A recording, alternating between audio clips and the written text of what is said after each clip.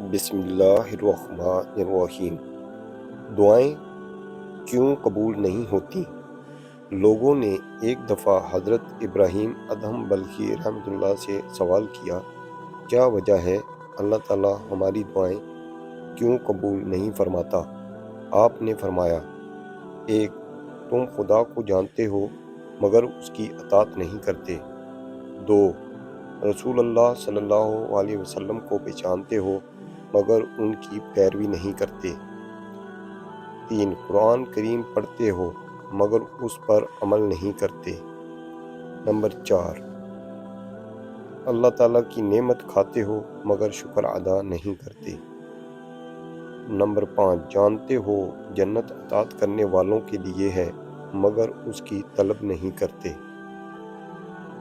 Number چھ، جانتے ہو دوزخ گناہگاروں کے لیے ہے مگر اس سے نہیں ڈرتے۔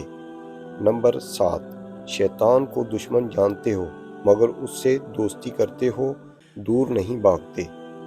نمبر آٹھ، مرنے والوں کو اپنے ہاتھوں سے دفن کرتے ہو مگر عبرت نہیں پکڑتے۔ نمبر نو، موت کو برحق جانتے ہو مگر عاقبت کا کوئی سامان نہیں کرتے۔ نمبر 10، دوسروں کی عیب جوئی کرتے ہو مگر اپنی برائیوں کو ترک نہیں کرتے۔ ایسے شخص کی دعائیں کیسے قبول ہوں؟